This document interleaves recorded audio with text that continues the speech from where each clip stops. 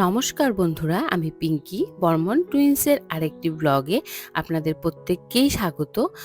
তো আমি আমার ১৭ মাস বয়সে টুইন বেবিদের কি খেতে দেই সকাল থেকে রাত পর্যন্ত, সেটাই আজকে আমি আপনাদের সাথে শেয়ার করব। তো দেখুন, এখানে আপেল আমি প্রথমেই ম্যাশ করে নিচ্ছি।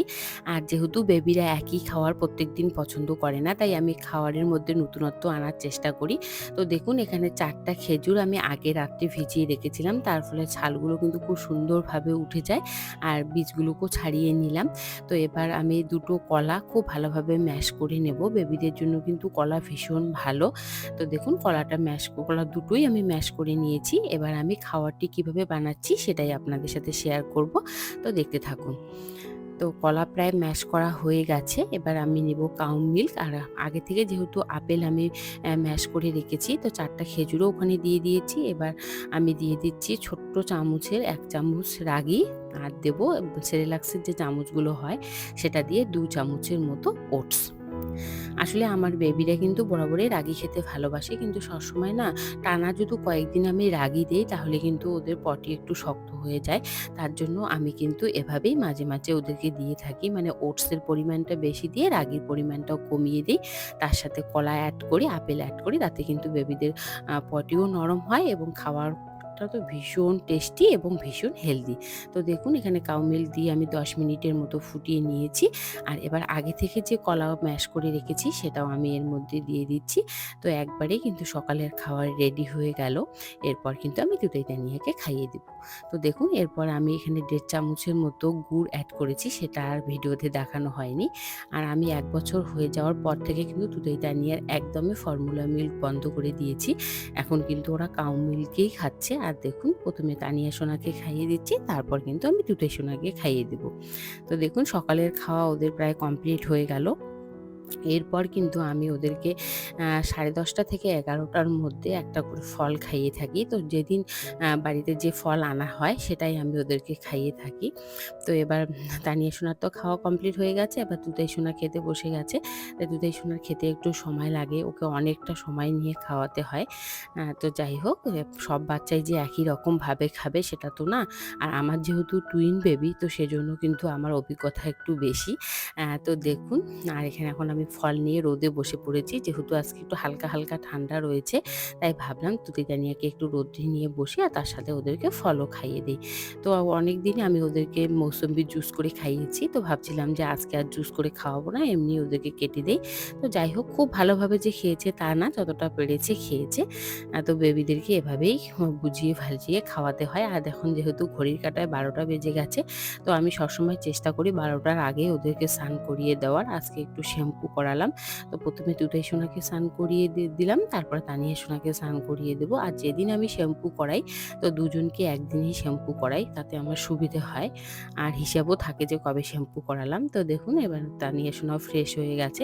এবার কিন্তু তানিয়া সোনা একটু কাউ মিল্ক খাবে, আর কাউ মিল্ক খেয়ে কিন্তু ও ঘুমিয়েও পড়েছে। আর তুতেই কিন্তু ব্রেস্ট ফিডিং করে, ও কাউ মিল্কও খেতে চায় না। আর এখন আমি চলে এলাম দুপুরের খাবার বানাতে। আর এই শীতকালীন সবজিগুলো কিন্তু আর কিছুদিন পরে পাওয়া যাবে না, তাই এখন একটু বেশি বেশি করে সবজি দিয়ে ওদেরকে, মানে সব খাওয়ার যখনই বানাই তখন একটু বেশি বেশি করে সবজি দেওয়ার চেষ্টা করছি। আর দেখুন, একটু এখানে আমি আলু, ব্রোকলি, তারপরে পালং শাক আর কোয়াশ একসাথে নিয়ে নিয়েছি। এবার সবটাই একটু জিরে আর পেঁয়াজ একটু ফোড়ন দিয়ে খুব ভালোভাবে ভেজে নেব। তারপরে কিন্তু অনেকটা পরিমাণে জল দিয়ে আমি সবজিগুলোকে সেদ্ধ করে নেব, কারণ বেবিদের সবজি কিন্তু সেদ্ধ হওয়াটা ভীষণ দরকার। তো দেখুন, তারপর আমি ২ পিস মাছ দিয়ে দিয়েছি, যেহেতু ওর বাবা বাজার থেকে একদম লোকাল কাতল মাছ নিয়ে এসেছে। আর যখনই লোকাল কাতল বলুন, রুই মাছ বলুন বাড়িতে আনা হয়, তখনই কিন্তু আমি তুলে দানিয়াকে একটু বেশি করে খাওয়ানোরই চেষ্টা করি। আর এমনিতে তো শিঙি মাগুর মাছ প্রায় দিনই দিয়েই থাকি। আর বেবিদের ক্ষেত্রে দেখবেন যে একই জিনিস ওরা কিন্তু বেশি দিন খেতে চায় না, কারণ টানা শিঙি মাছ খাওয়ানোর ফলে কিন্তু ওরা একদমই মুখে তুলতে চায় না। তাই মাঝে সাঝে এরকম যখন আমাদের জন্য আনা হয় তখন কিন্তু আমি তুলে তানিয়াকে খাইয়ে থাকি। আর এছাড়াও ওরা যেহেতু ডিম ভালোবাসে, তো ডিম আমি সবসময় ওদের দিনে একটা রাখি, হয়তো ডিম সিদ্ধ যেদিন খাওয়ালাম তো আর রাত্রে ডিম দেই না, মানে সকালের দিকে যদি ডিম সিদ্ধ খাওয়াই, আর যদি সকালের দিকে ডিম না খাওয়াই তাহলে কিন্তু অবশ্যই সন্ধ্যায় আমি ওদেরকে ডিমের কিছু একটা বানিয়ে খাওয়াই। তো দেখুন এবার দাদুতাই সোনাকে নিয়ে খেতে বসেছি, আর আমিও সবে স্নান করে এসেছি, দাদুতাই সোনার খাওয়া কমপ্লিট। এবার আমি তানিয়া সোনাকে খাইয়ে দিচ্ছি, কিন্তু এই যে দুটোই তানিয়া খাওয়ার পর এই যে এখন ঘড়িতে বাজে প্রায় 1:30টার মতো, কিন্তু ওরা কিন্তু আর ঘুমোবে না, একবারে ওরা 9টা থেকে 9:30টার মধ্যে কিন্তু রাত্রে ঘুমিয়ে পড়বে। মানে এই যে সময়টা সারাদিন কিন্তু খেলতেই থাকবে, মানে ঘুমানোর চেষ্টা করলেও কিন্তু ওরা ঘুমাবে না। তো দেখুন এবার তানিয়া সোনাকেও একটু গল্প বলে বলে খাওয়াচ্ছিলাম। তা তানিয়া সোনার খাওয়া কমপ্লিট হয়ে গেলে পরে তারপরে ওদেরকে নিয়ে আর কি সারাদিনে এই ব্যস্ততার মধ্যেই কাটবে। মানে আমি যা যা করবো ওরা আমার পিছন পিছন ঘুরতেই থাকবে। তো যাই হোক, তারপরে কিন্তু যেহেতু ওরা দুপুর টাইমটা ঘুমায় না, তাই সন্ধ্যায় আমি হালকা কিছু খাইয়ে দিয়েই কিন্তু 8:30টার মধ্যে ওদেরকে আমি রাতের খাবার খাইয়ে থাকি। তো দেখুন তানিয়া সোনারও খাওয়া প্রায় কমপ্লিট হয়ে এসেছে, আর দুধেই সোনা বাইরেও কিন্তু ওর ঠাম্মির সাথে খেলছিল। তো এরকমই এরপর 2 ভাই বোন একসাথে হলে পরে নানান জিনিস নিয়ে ওদের ঝামেলা চলতেই থাকবে। এখন কিন্তু দুটোই বাইরে খুব শান্তিপূর্ণভাবেই খেলছে। যখনই তানিয়া যাবে তখনই কিন্তু ওদের মধ্যে এই যে মারপিট, একই জিনিস নিয়ে খুনসুটি শুরু হয়ে যাবে। তো দেখুন, আর তানিয়া সোনা যেহেতু আজকে একটু দেরিতে ঘুম থেকে উঠেছে, মানে দুপুরবেলাটা খুব ভালো ঘুমিয়েছে, তার জন্য কিন্তু খুব ফ্রেশ মাইন্ডে রয়েছে। তারপরে আমি চলে এলাম সন্ধ্যায়, ওদেরকে সন্ধ্যার খাবার বানিয়ে দেব। তো যেহেতু আজকে আমি সকালের দিকে ওদেরকে ডিম দেইনি, তাই ওদেরকে কিন্তু আজকে আমি ডিম দিয়ে একটু ভেজিটেবল চপ বানিয়ে দেবো। তো এখানে আমি নিয়েছি আলু একদম কুচিয়ে নিয়েছি, আর তার সাথে নিয়েছি একটা গাজর। এবার এর মধ্যে কিন্তু আমি ডিম দিয়ে খুব সুন্দরভাবে একটা চপ বানিয়ে দেবো। এর আগেও এটা ওদেরকে বানিয়ে দিয়েছি, ওরা কিন্তু খুব সুন্দরভাবে খেয়েছে। তো দেখুন এরপর আমি ডিম ফাটিয়ে দিচ্ছি, আর এখানে আমি দিয়ে দেবো স্বাদ মতো একটু লবণ, আর সামান্য একটু কিন্তু দেবো গোলমরিচের গুঁড়ো।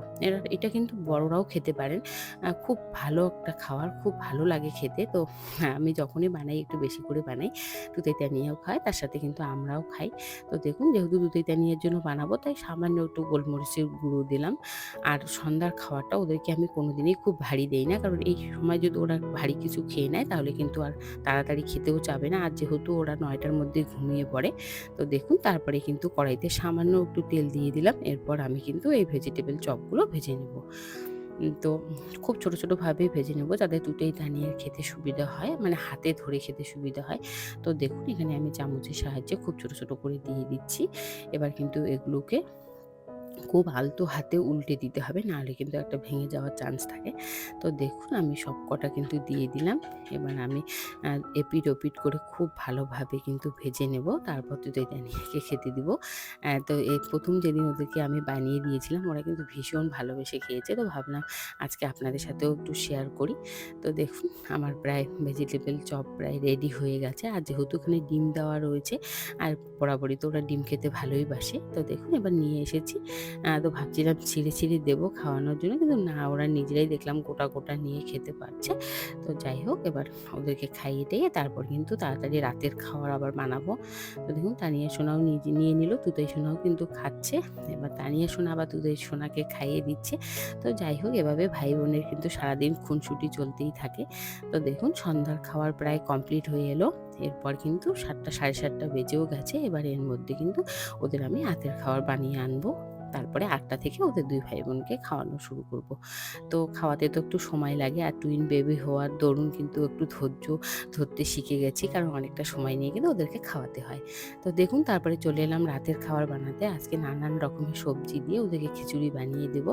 আর যেহেতু এখন শীতকালের শেষ, তাই এই সবজিগুলো কিন্তু আর পরে পাওয়া যাবে না, তাই এখন একটু বেশি বেশি করে সবজি দিয়ে কিন্তু ওদেরকে আমি খাবার বানিয়ে দিচ্ছি। এখানে গাজর নিয়েছি, মিষ্টি আলু, তারপরে মটরশুঁটি, এগুলো কিন্তু আর কিছুদিন পরে পাওয়া যাবে না, তাই ভাবলাম যে না, রাত্রে যেই খাবার বানাই, মানে বেশিরভাগ টাইম এখন খিচুড়ি খাওয়াচ্ছি। আর ওরা না খিচুড়িটা খেতে বরাবরই খুব ভালোবাসে, হয়তো ওটসের খিচুড়ি, ডালিয়ার খিচুড়ি এভাবে ঘুরিয়ে ফিরিয়ে খাওয়াচ্ছি, তাতে সবজিটা বেশি দিতে পারি, আর সবজি তো বেবিদের জন্য ভীষণ ভালো।